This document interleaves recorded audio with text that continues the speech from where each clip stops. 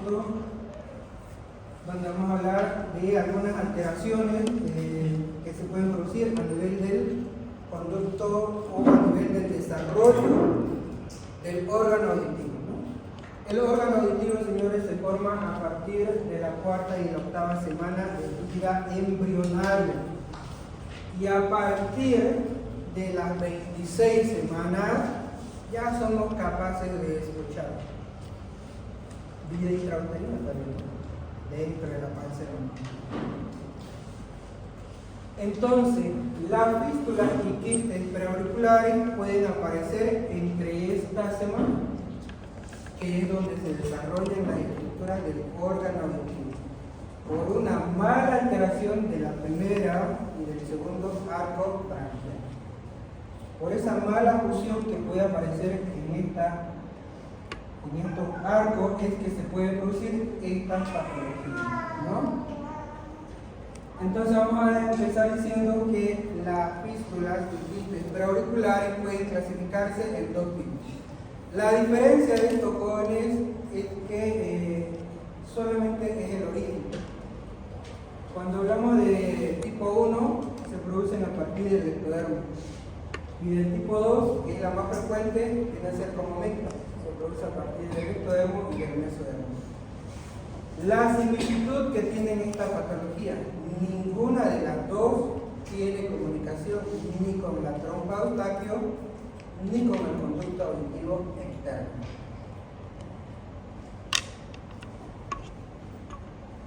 El multimedia está muy mal, la imagen está buena, pero eso está mal. Entonces aquí tenemos diferentes imágenes de algunas alteraciones que pueden aparecer dentro de lo que es esta fístula o atresia del conducto auditivo. La manifestación clínica de esta patología, si es una fístula, la mayoría de las fístulas aparecen en las ramas ascendentes del hélio, el 90%.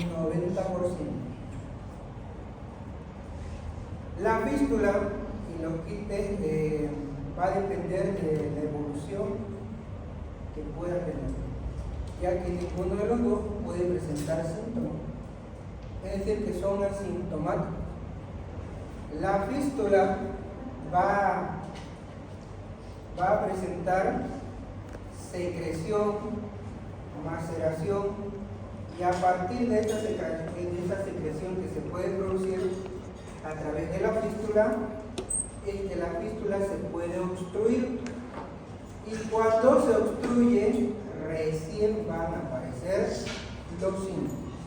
En otras palabras, paciente que tenga una fístula puede vivir su vida tranquilamente, que no va a pasar nada, a no ser de que ésta empiece a producir secreción, ¿no? Y van a aparecer entonces los síntomas logísticos, ¿no?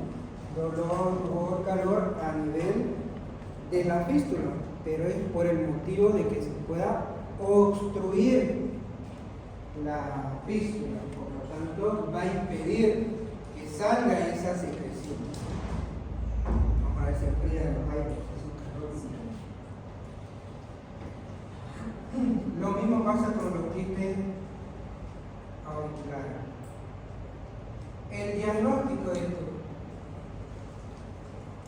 es bastante sencillo, porque a la simple inspección se puede visualizar un orificio que puede estar tanto en la región preauricular como en la región retroauricular. Como les estaba diciendo anteriormente, la fístula nunca tiene comunicación ni con el conducto del pie externo ni con la trompa Eustaquio. El 90% tiene la aparición en la rama ascendente del hélio. Y eso lo podemos ver con la simple inspección. En cuanto al tratamiento, como dije anteriormente, va a depender de los síntomas que tenga el paciente. Si el paciente no tiene síntomas, no vamos a hacer nada. Además que si el paciente no tiene síntomas, tampoco acude al médico. Por lo tanto, solamente cuando presente síntomas, entonces ahí que vamos a hacer un tratamiento, y generalmente este tipo de tratamiento es quirúrgico. Antes de enviarlo o encaminarlo para el especialista, tenemos que tratar los síntomas que el paciente está presentando. Si tiene dolor, pues le damos un analgésico. Dependiendo del grado del dolor que tenga el paciente, es que vamos a administrar el analgésico, ya sea por vía oral o por vía intramuscular. Si es por vía oral, señores, el medicamento que ustedes ya conocen, el que se toman cuando tienen dolor de cabeza, paracetamol o ibuprofeno, ¿no? Dependiendo de su grado de dolor que tenga. Paracetamol viene en presentación de 1 gramo y viene de 500. Si es de 1 gramo, le damos uno de 12 en 12. Si es de 500, le damos uno cada 8 horas. El ibuprofeno, ustedes tienen presentación de 500 en Brasil, aquí las hay de 400 y las hay de 600 y de 200 miligramos. Si es de 400 o de 500, se da cada 6 o cada 8 horas, dependiendo del grado de dolor que tenga el paciente. Si es de 800, se lo puede dar de 12 en 12 para 3 días, ¿no? Mientras lo encaminamos para el especialista, ya que el tratamiento es quirúrgico. Queremos cubrirlo con un antibiótico, cualquiera que se les ocurra que sea de antibiótico. Inclusive podemos cubrirlo con amoxicilina más ácido clavulánico de 1 gramo cada 12 horas. Lo puede mantener hasta que el paciente vaya al médico. ¿Eso para qué? Para evitar de que esto siga evolucionando. ¿No ves? Ya que el tratamiento de esta patología es netamente quirúrgico. Entonces, si se llegan a topar con este tipo de pacientes, ya saben la conducta que se debe tomar con ellos, ¿no?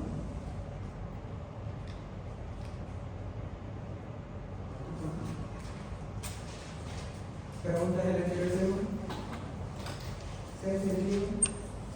¿Seguro?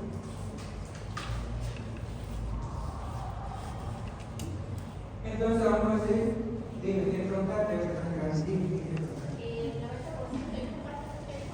En la rama se dice del delito.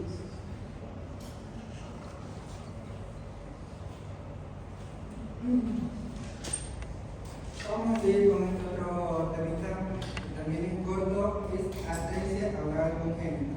Paso. El que llegue de último, pasa silenciosamente, ni salude. Así se siente, ¿ya?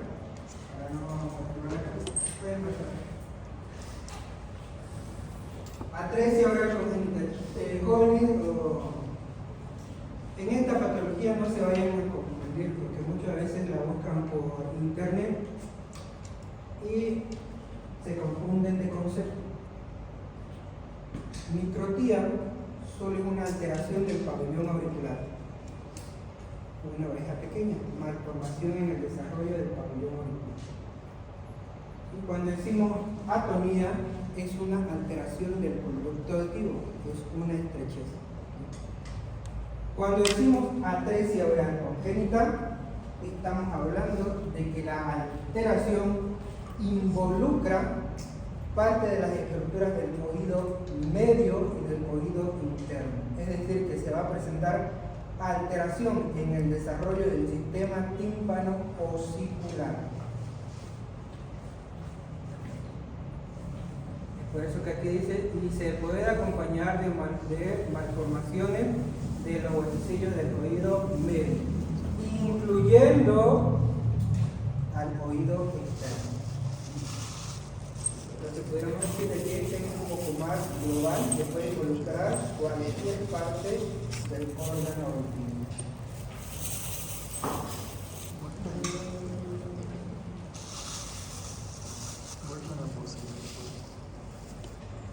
Etiología. Algunas tienen origen congénito, sobre todo hereditario, el 15%, adquiridas, secundarias a factores ambientales. Fundamentalmente, las alteraciones pueden aparecer sobre todo en el primer trimestre, que es cuando las estructuras se están formando. Es por eso que en este primer trimestre de gestación debemos evitar cualquier tipo de medicamento en mujeres embarazadas, sobre todo quinolona. Otros autores la relacionan con que puede ser a consecuencia de un proceso infeccioso. Como menciona ahí, la sífilis, la rubiola, aunque no está muy comprobado, pero son factores que pueden producir que se produzca una malformación del desarrollo del órgano auditivo. Su etiología, como dije anteriormente, la atresia del conducto auditivo generalmente se va a dar por una alteración o hiperdesarrollo del segundo arco bronquial. Y cuando se produce alteraciones del sistema timpano-auricular, sobre todo de la base de la platina del estribo, está más relacionada al primer arco bronquial. Aquí tenemos el calcio. De este es donde se va a derivar la estructura de la base del estribo, también conocido como cartílago de Meckel.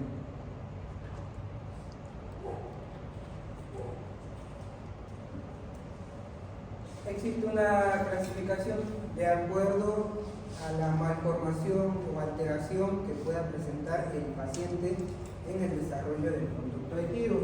Y en eso que tenemos aquí, grupo 1, se observa la estructura del pabellón auricular con características normales, pero puede haber una alteración a nivel del conducto auditivo que es leve, es decir, que el paciente puede escuchar. En el grupo número 2, dice, falla en el desarrollo del pabellón auricular. Ya vemos que hay un fallo en el desarrollo de la oreja, hay una alteración, puede acompañarse de microtía, oreja pequeña, ¿no? Pero también se puede acompañar de una alteración en el sistema tímpano-auricular, es decir, en el desarrollo de los huesecillos pequeños. Y el grupo 3, aquí ya presenta una alteración severa. Hay un completo desarrollo, hay un completo ausencia de la estructura del oído externo, del conducto auditivo y de los huesecillos.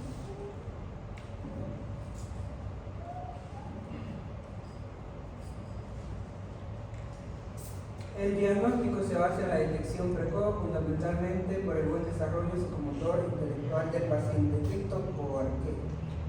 Lo mencionamos psicomotor intelectual porque el paciente que no escucha no aprende.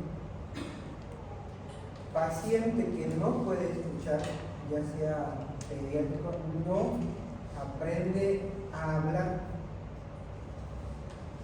Por eso es que dice aquí la detección es precoz. Mayormente esto se puede ver en la zona rural porque las mamás no acuden tempranamente al centro de salud, tal vez por la distancia o por la economía, y estos pacientes se desarrollan pero tienen dificultad para comunicarse. En cuanto al diagnóstico, también tenemos que tener la historia clínica. Siempre es importante hacer una historia exhaustiva, si es que hay antecedentes de algún familiar, sobre todo de primera línea, ¿no?, que pudieran haber tenido algún tipo de alteración en el desarrollo del órgano auditivo. En cuanto a la exploración, audiograma o audiometría tonal. Con la audiometría tonal se puede evaluar tanto la vía ósea como la vía aérea. Es un equipo que uno le coloca en el pabellón auricular y el otro en la región mastoidea. Cuando colocamos en la región mastoidea estamos evaluando la vía ósea. Cuando colocamos directamente sobre el pabellón auricular se evalúa la vía aérea. Si el paciente en ambos presentara alteración, pues probablemente tenga una hipoacusia de moderada a grave. Por lo tanto, es importante realizar estudios para poder identificar si el paciente efectivamente presenta una hipoacusia.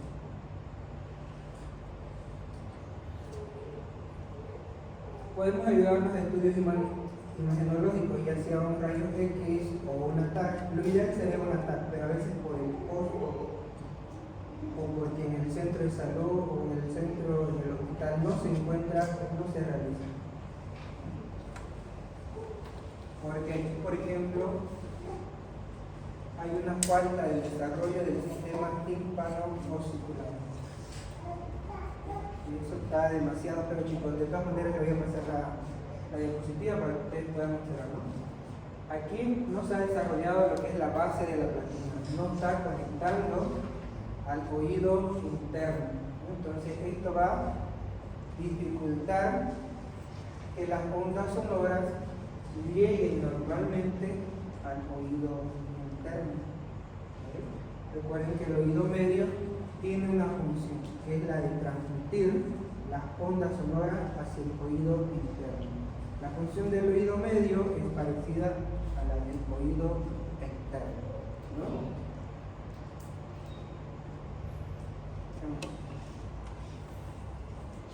Es la misma imagen por si acaso, pero igual no se sigue viendo, ¿no?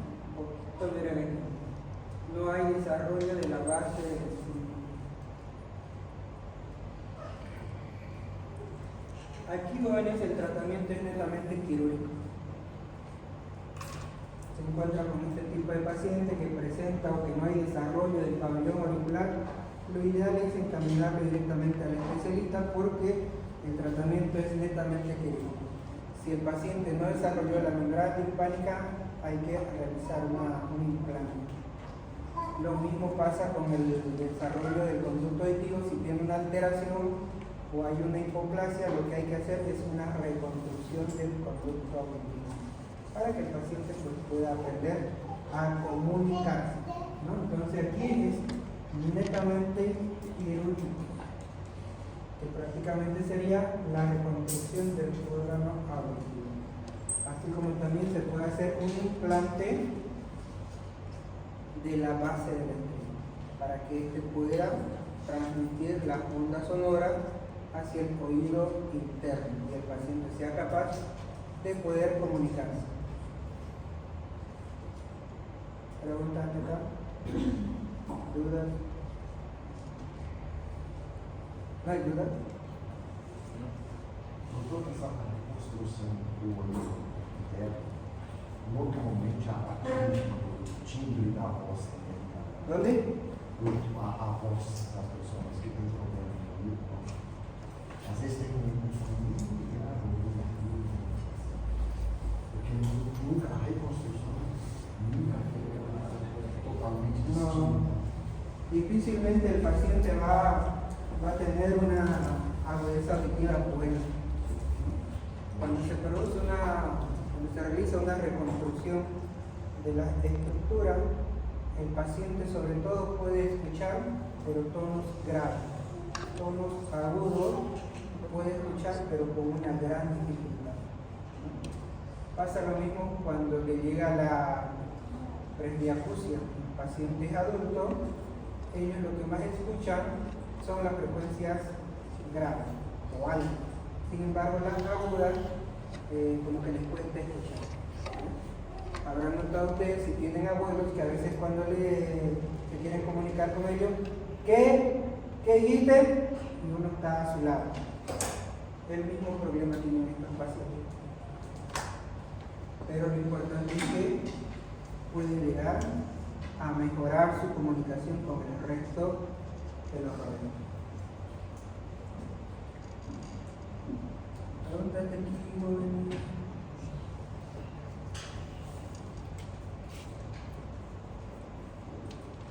¿No hay pregunta? ¿Están con sueño, están con hambre o quieren irse? ¿No? Los tres. ¿Quieren irse? ¿No? Los tres. Só não abre quero ir. ¿Quieren irse? Los. Bien. Ja, totalmente surdo, só tem. Ele vai mandar isso daí. El examen. No tengo fecha, chicos, del examen. Ya, no está, ¿no? Pero entonces yo ya les he dado los temas que se van a dar. sea que independientemente de que avancemos las enfermedades del oído medio, ustedes saben que ya no deben ingresar al tema, saben que hasta aquí les va a entrar, por eso es que me interesa que terminemos, para que puedan revisar con calma. Entonces son 3 temas que le van a entrar, es hasta aquí. Vamos a avanzar unos 20 minutitos más porque ya continuamos esta clase para la próxima. Enfermedades del oído externo. Como ustedes ven en la imagen, para hacerles recuerdo, el oído o el órgano auditivo se divide en 3. Oído externo, medio e interno. Vamos a hablar solamente de esta estructura de acá. Pabellón auricular y conducta de oído, ¿no? Entonces tenemos ahí el sumario o el contenido que vamos a avanzar: otomatoma, pericondritis, otitis externa, difusa, otitis externa, porunculosa, y también vamos a avanzar tapón de cerumen y tapón epidérmico. Eso lo vamos a ver, por lo menos que avancemos hasta una de las otitis externas está bien. Si no notaron, eran 200 diapositivas, pero por lo menos avancemos 100 y continuamos la otra clase con otros 100 y le sumamos las 200 del otro, son 300. Avancemos y no se puede. Si tienen preguntas, anoten ahí cosas que vamos a despejar dudas finalizando la clase. Entonces el primer tema es otomatoma. El otomatoma, como ustedes están viendo en la imagen, es una causa.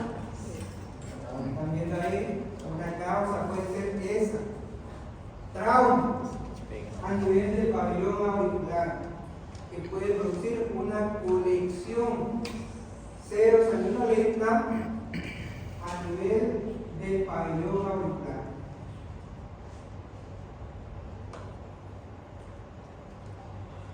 También se puede producir por un accidente automovilístico. O a veces cuando se pueden con la novia y este boxeadores le planta uno al oído, también se puede llegar a inflamar. Así que cuidado jóvenes, ¿no? El cuadro clínico que van a presentar estos pacientes, como es un proceso agudo, dolor, rubor, calor, edema, como estamos viendo en la imagen. ¿Por qué? Porque hay un desprendimiento. Miren, este es el cartílago, tejido celular subcutáneo, y la colección, que puede ser hemática o serosanguinolenta, es decir, sangre o pus, puede ser directamente sangre, ¿no?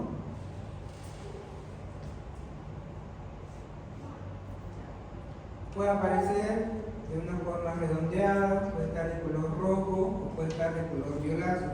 Ustedes saben que en un golpe, en un inicio, es de color rojo, pero cuando pasan 2, 3, 4 días, cambia de coloración, violáceo. El antecedente o el diagnóstico es bastante fácil, ya que mediante el interrogatorio nos podemos dar cuenta qué es lo que lo ha producido, ya sea un golpe, un accidente o tal vez practique el deporte del boxeo. En cuanto a las complicaciones que pueda presentar este paciente, puede producirse una pericondritis. Jóvenes, una pericondritis se produce cuando hay una puerta de entrada, es decir, una herida a nivel del pabellón auricular. Y se puede producir deformidad del pabellón auricular cuando este se lo deja evolucionar, ya que puede producir necrosis. Y vamos a observar una oreja que está abollada, como dice ahí, en forma de columna. El tratamiento para estos pacientes es bastante fácil, solamente se hace una pequeña incisión a nivel del pabellón auricular, y la otra forma que se puede realizar este tratamiento es que podemos realizar una punción. Como vemos ahí en la imagen, con una jeringa directamente pinchamos la región inflamada y drenamos. Inclusive podemos lavar con suero fisiológico, cargar, hacer una irrigación. Posterior a que hemos hecho la asepsia y antisepsia, podemos hacer un vendaje compresivo, como vemos en la imagen, sobre el cráneo. Esto con el objetivo, por lo menos del primer y segundo día, de evitar cualquier tipo de contacto con el medio interno, llámese polvillo, o arena. Aquí en Santa Cruz, cuando ventean, nos viene la cara de arena, pues eso trae bacterias que puede producir un proceso infeccioso a nivel del pabellón, ¿no? Entonces hay que evitar complicaciones. Tratamiento: podemos utilizar cefalexina o ciprofloxacina. Jóvenes, no se casen con estos medicamentos. Yo solamente he puesto dos como ejemplo y teniendo la esperanza que me puedan poner para el examen, ¿no? Porque los tratamientos les va para el examen. Cualquiera de esas dos, cefalexina o ciprofloxacina, viene en presentación de 500 miligramos. La ciprofloxacina la podemos enviar un comprimido o cápsula cada 12 horas, es decir, de 12 en 12. ¿Por cuánto tiempo? Por 7 días.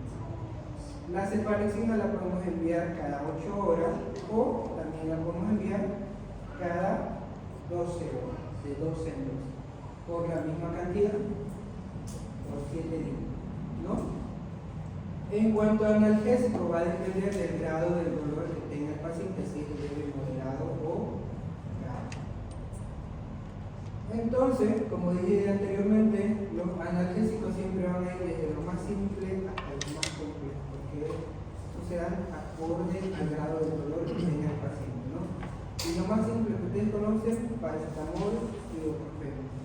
No resuelve con eso, metamizol, ya sea por vía oral o por vía intramuscular.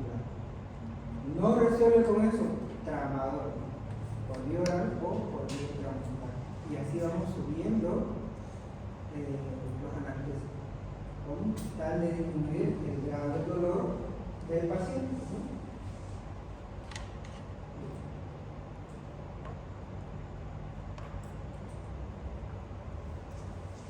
Otra patología, pericondritis. Ya le estaba adelantando que para que se produzca una pericondritis tiene que haber una puerta de entrada, ¿no? Es decir, una herida, una laceración, inclusive un pinche donde se coloca en el pabellón auricular, ¿no ves? Porque eso lo colocan en la calle y la mayoría de esos no tienen la asepsia y antisepsia debida. Y en ocasiones pues se va a producir una pericondritis que nos va, como es un proceso agudo, tiene los mismos síntomas que el otomatoma: dolor, rubor, calor.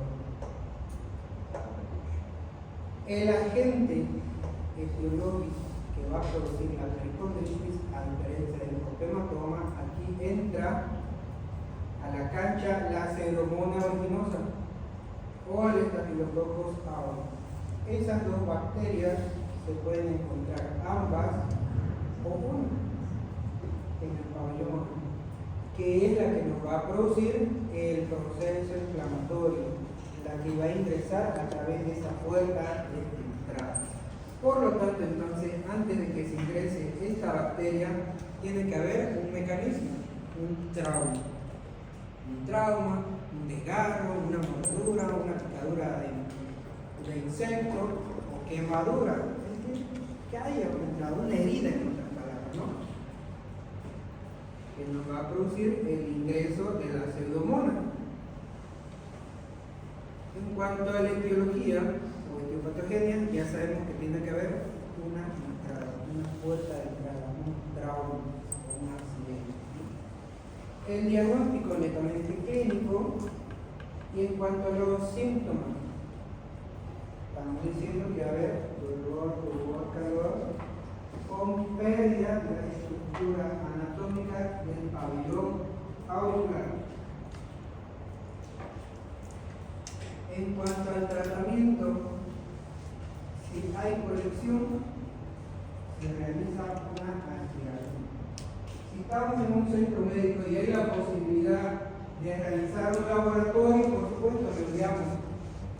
Si nos tocó trabajar allá cruzando el Amazonas estamos ya en el último cerrito, donde se pasa 2 meses bajando el cerro, no enviamos antibiograma. ¿Qué vamos a hacer entonces? Directamente iniciamos tratamiento en frío. Lo cubrimos con antibióticos, cefalosporina, inclusive podemos colocar una penicilina benzatínica 2.400.000 unidades vía intramuscular previa reacción alérgica. Creo que ustedes la tienen de 1.200.000 unidades, ¿no? Pues le colocan 2 en una sola factura. Y la podemos acompañar de una dexametasona de 8 miligramos, ambas por vía intramuscular. Y así lo hemos cubierto al paciente por 28 días. De lo contrario, podemos administrar también amoxicilina más ácido clavulánico de 500 o de 1 gramo. Si es de 500, cada 8. Si es de 1 gramo, cada 12 horas. Lo podemos poner para 7 días o extenderlo hasta para 14 días. Depende de cómo esté evolucionando el paciente. En cuanto a los analgésicos, jóvenes, cualquiera de los que ya hemos mencionado anteriormente. ¿Pregunta hasta acá? Sí. Pregunta. De los analgésicos para disminuir el cortisol y para Ibuprofeno y tramadol. De hecho, viene combinado ahora el tramadol con paracetamol. Tiene el nombre de Agudol. El tramadol más paracetamol en un solo complemento. Buenísimo, hasta para el dolor de cabeza. La resaca, ¿no? ¿Saben que la resaca es paracetamol nomás, no? Si han tomado la resaca, es solamente paracetamol. No. Bien, continuamos entonces. Ya saben, entonces para hacer el ayuda.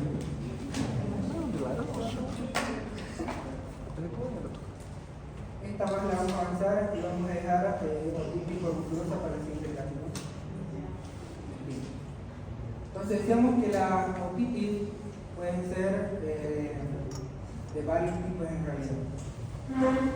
La otitis externa fúngica o micótica, esa la vamos a ver en la clase práctica. Aquí vamos a ver otitis externa difusa y otitis externa porunculosa o circunscrita, ¿no? Entonces la imagen, ya que está aquí, la vamos a aprovechar. Esto supuestamente está enrojecido, ¿no? Pero esto no falla, ¿no? Todo esto hay un proceso inflamatorio, está completamente edematizado, hay disminución de la luz del conducto aditivo, se puede producir una secreción. ¿Cómo se puede producir este tipo de otitis? ¿No? Primeramente hay un agente causal. La Pseudomonas aeruginosa es la principal agente causal que nos va a producir una otitis interna difusa o dermoepidérmica, ¿no? En este caso, como es aquí, es una inflamación del conducto aditivo, lo mismo que expliqué en la anterior imagen, infecciosa secundaria a un trauma o a microtraumas. ¿Cómo pueden pasar estos microtraumas? Cuando ustedes se introducen un cotonete, se colocan la llave, cuando se introducen el dedito pequeño que tiene la uñita más larga y se rascan, puede producir una puerta de entrada, una herida. Entonces aquí, otitis externa difusa, herida en la piel del conducto auditivo, que no involucra a un folículo piloso. ¿Ves? Es una herida. ¿Quién ingresa en la herida? La Pseudomonas aeruginosa.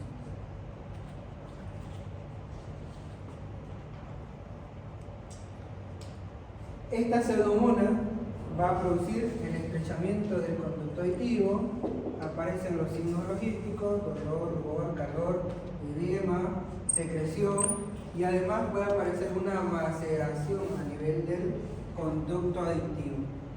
Es decir, lo que está saliendo a través del conducto aditivo se puede ir almacenando en la puerta del conducto aditivo, que puede llegar a obstruir, con lo cual va a aumentar el dolor. Si no llegara así, el paciente y si nos permite podemos introducir un pequeño algodón en forma de cerillo como el que vemos acá y traspasar esa barrera. Esto no quiere decir que tenemos que introducirlo todo el cerillo a nivel del conducto auditivo, como quien dice, solamente la puntita, con el objetivo de ¿qué? De romper esa barrera. ¿Ves?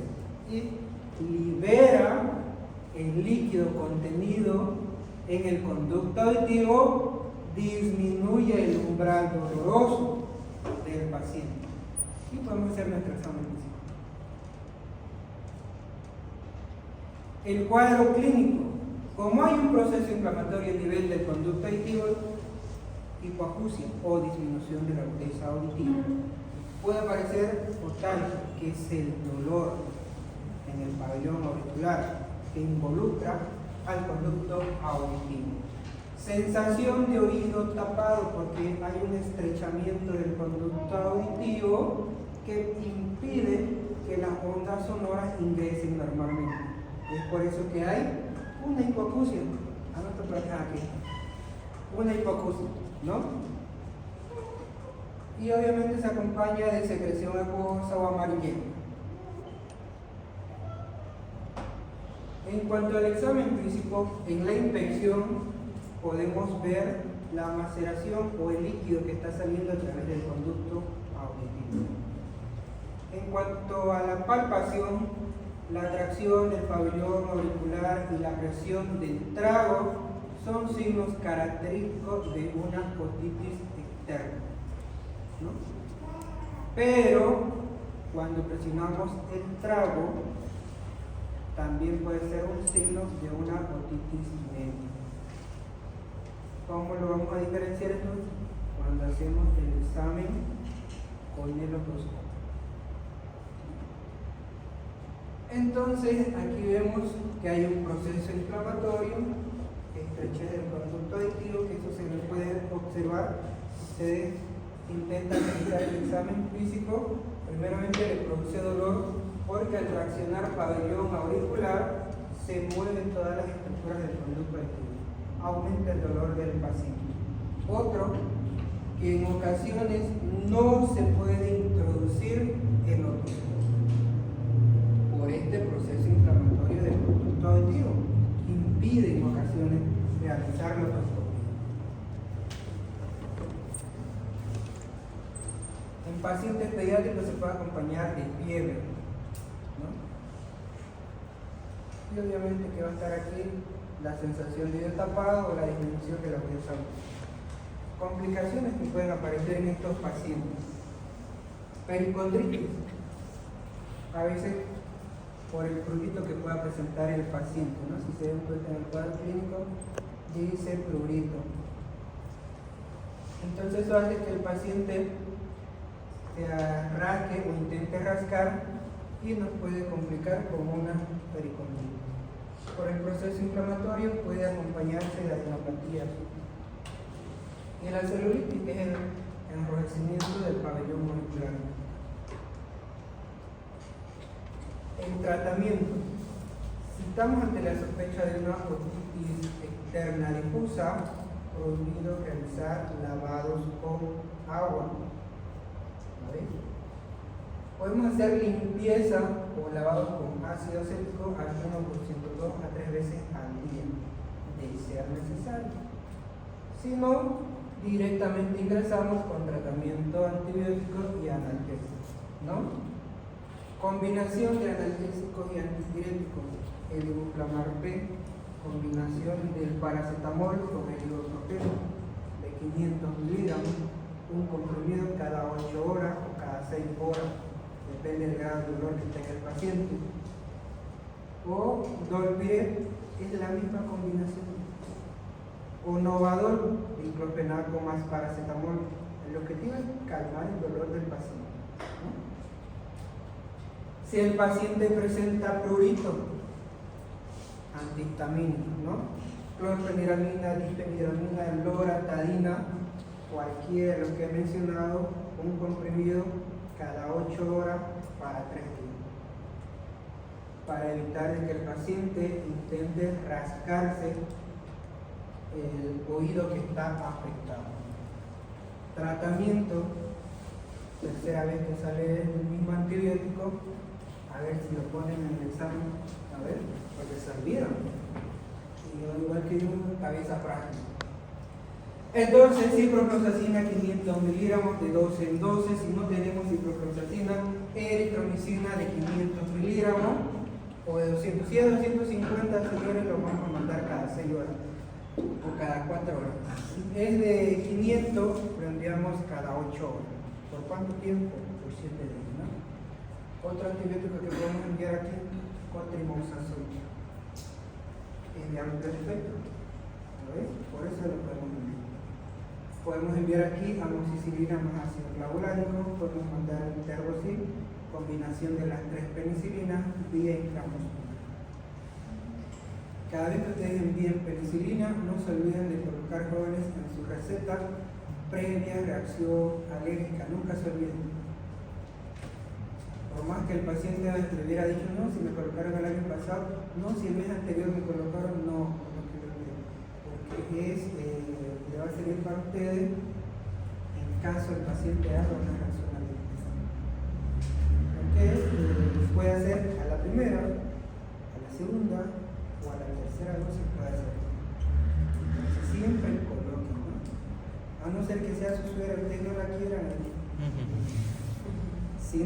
Si no es, siempre coloquen, jóvenes, futuros doctores, colegas, previa reacción alérgica cada vez que ustedes envíen alguna penicilina, ¿no?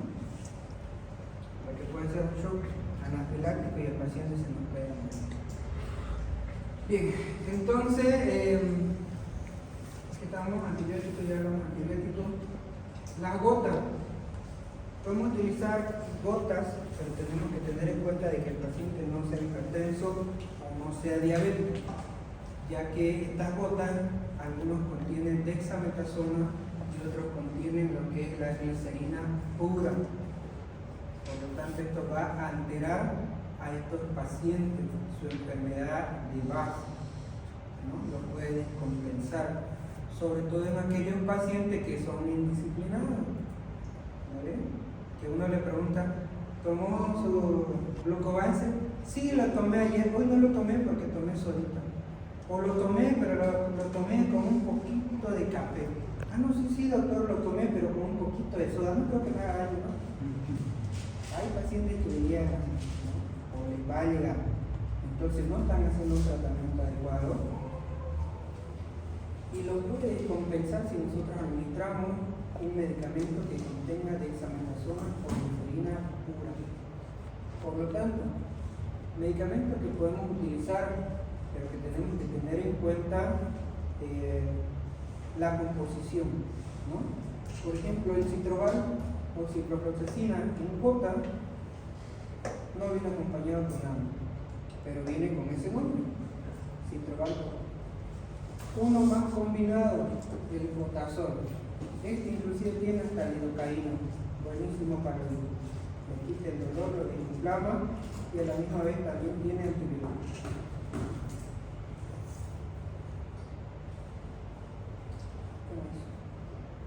Aquí nos quedamos. Pregunta. Doutor, Dígame.